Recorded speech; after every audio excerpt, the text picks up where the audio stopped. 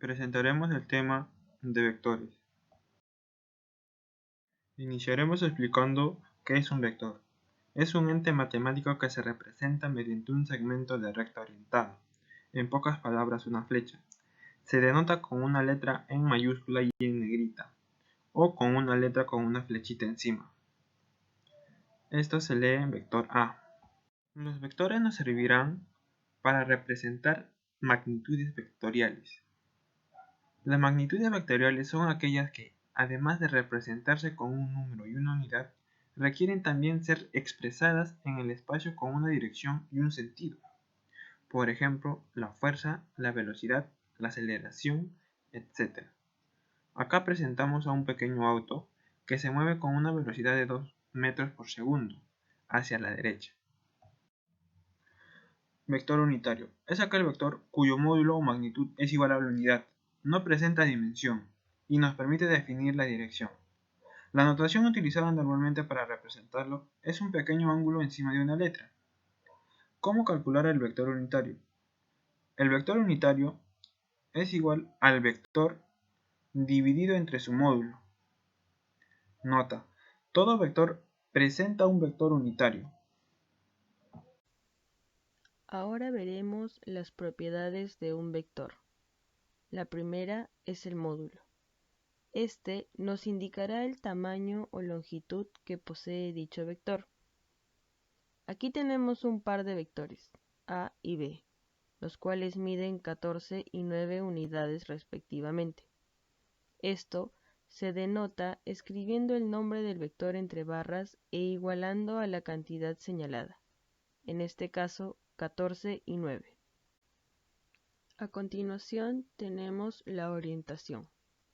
Para esto necesitaremos trazar un eje de referencia, que en este caso será el eje X. Ubicando este par de vectores, la orientación vendría a ser el ángulo que forman dichos vectores con el eje seleccionado. Y por último tenemos al sentido. Trazando la línea de acción de este par de vectores, podremos decir que el sentido está representado por la cabeza de flecha, pues es la dirección que toma cada vector. Ahora veremos cómo realizar la descomposición de un vector en un plano. Para esto se ubica al vector en el plano cartesiano. Este tendrá sus componentes en el eje X y en el eje Y. Su módulo estará dado por la raíz de la suma de los cuadrados de las medidas de cada componente. En el caso de querer hallar el valor de cada componente, necesitaremos el módulo y orientación del vector. Utilizando las siguientes fórmulas, podremos saber la medida de cada una. De igual manera, se descompone un vector en un plano tridimensional. Ubicando el vector, tendrá sus componentes en el eje X, Y y Z. Para hallar su módulo, se utilizará una fórmula parecida a la anterior.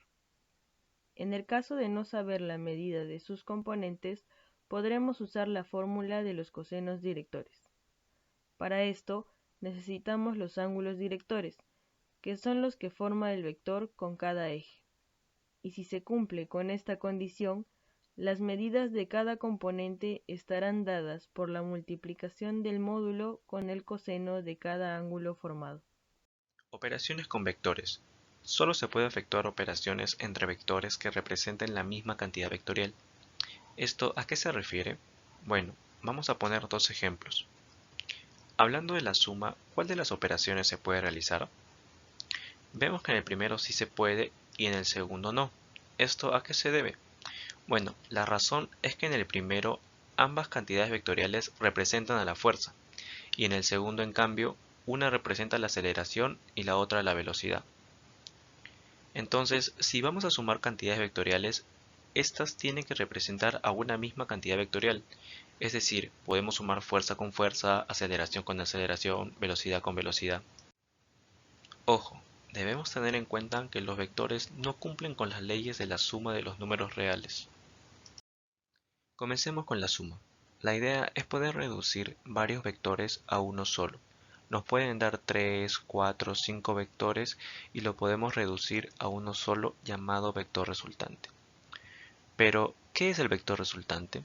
El vector resultante viene a ser la suma de los vectores, pero ojo, es una suma vectorial, no una suma escalar. Para hallar el vector resultante vamos a disponer de tres métodos, pero estos métodos son netamente convencionales, los cuales son el método del paralelogramo, método del polígono y método de la descomposición. Método del paralelogramo. Método válido para cualquier par de vectores los cuales debemos trasladar a un plano. Y si tuviéramos 3, 4, 5 o más vectores, ¿se puede emplear el método del paralelogramo? Sí, sí se puede, pero se tendrá que agarrar de dos en dos y con esto realizar varias operaciones. Bueno, tengo mis dos vectores, origen, origen, saeta, saeta. Nos dice hacer que sus orígenes coincidan en un mismo punto. Vemos que no he alterado ni su magnitud, ni su orientación, ni su sentido. Vemos que estos vectores están formados por un ángulo θ. Nos dice trazar rectas paralelas a los vectores. Entonces trazamos una recta paralela a este vector y una recta paralela a este vector. Y así se forma nuestro paralelogramo. Luego nos dice que por la diagonal del paralelogramo formado trazar el vector resultante. Acá nos podemos a pensar por cuál diagonal. Entonces tenemos que tener en cuenta que elegiremos aquella diagonal donde los orígenes de los vectores han coincidido. Y aquí vemos que obtuvimos nuestro vector resultante de la suma de estos dos vectores. Bien, ahora vamos a ver qué pasaría si yo quisiera calcular el valor, la magnitud de este vector. Vemos que es una diagonal que pasa por el ángulo en común que forman estos dos vectores. La fórmula es la siguiente.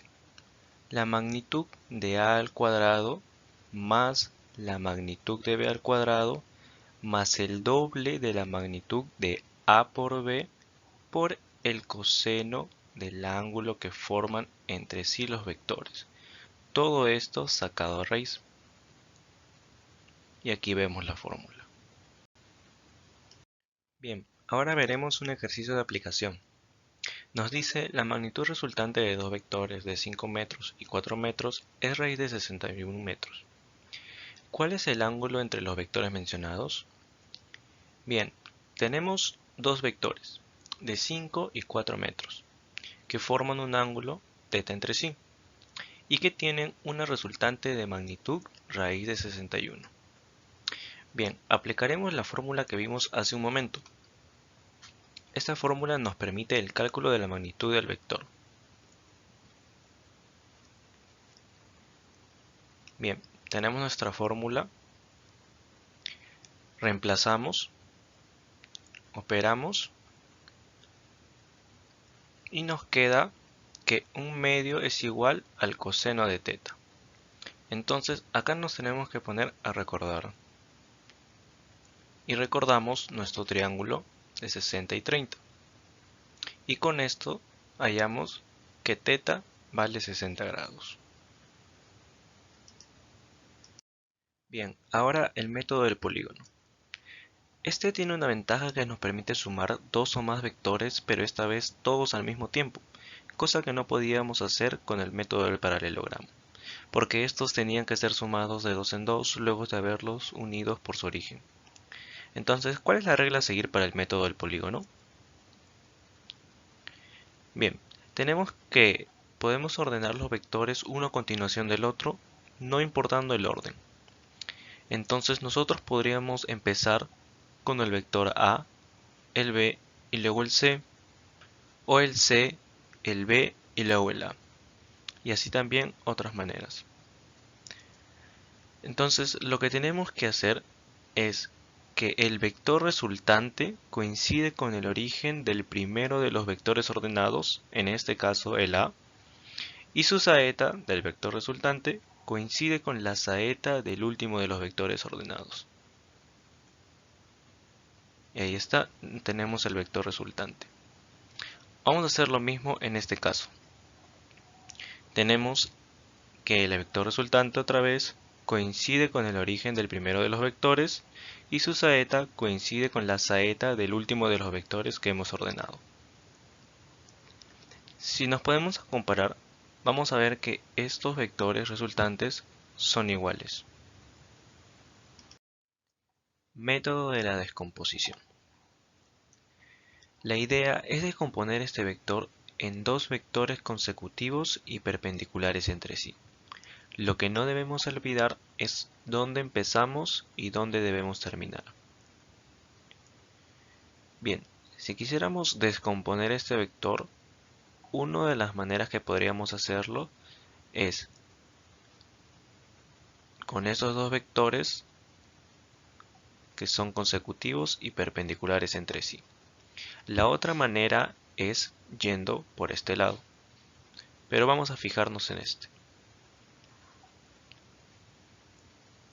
Bien, matemáticamente hablando, si tengo la hipotenusa y los catetos con el ángulo, se demuestra que la componente horizontal es igual a la hipotenusa por el coseno del ángulo y el otro cateto es igual a la hipotenusa por el seno del ángulo. Bien, ahora un ejercicio de aplicación. Tenemos nuestro vector que queremos descomponer. Entonces, empezamos por sus componentes. Se descompone el vector. Y recordamos que este ángulo de 30 grados es un ángulo notable. Recordamos nuestro triángulo y reemplazamos los valores correspondientes. A continuación hablaremos de la multiplicación de vectores. Producto de un vector por un escalar. Tenemos el vector u con coordenadas a, b. Y si lo multiplicamos por un escalar, en este caso k, tenemos que k por el vector u es igual a dicho número multiplicado por a y b, como vemos en este ejemplo.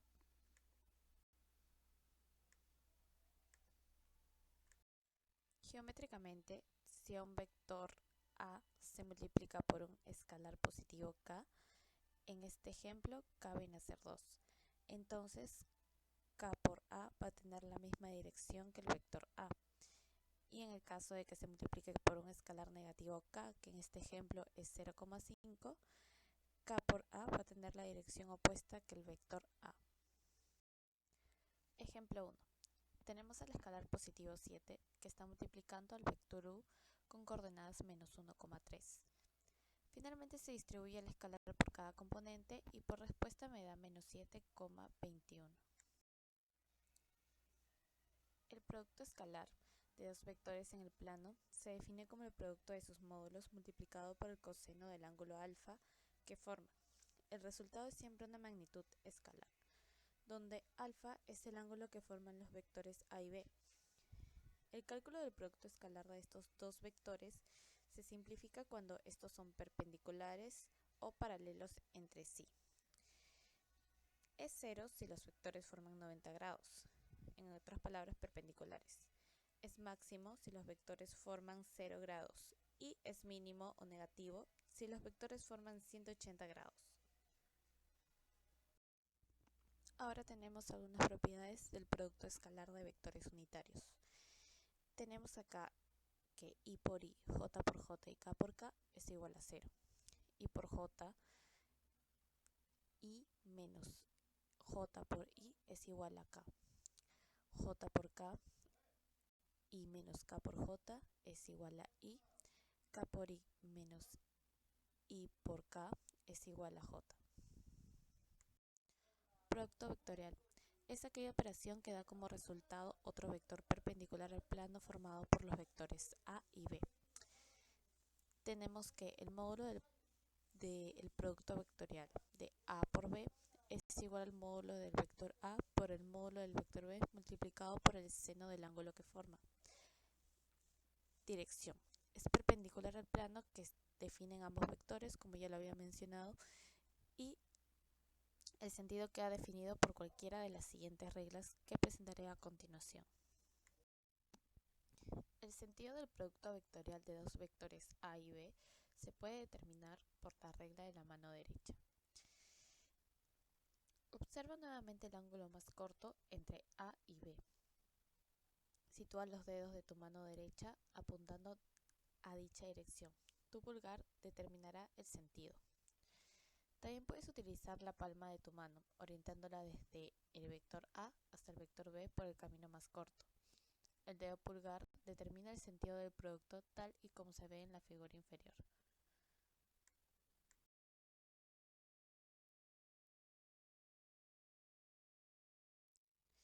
Matemáticamente, el producto vectorial de los vectores A y B tiene un módulo igual al área del paralelogramo, formado por los vectores A y B.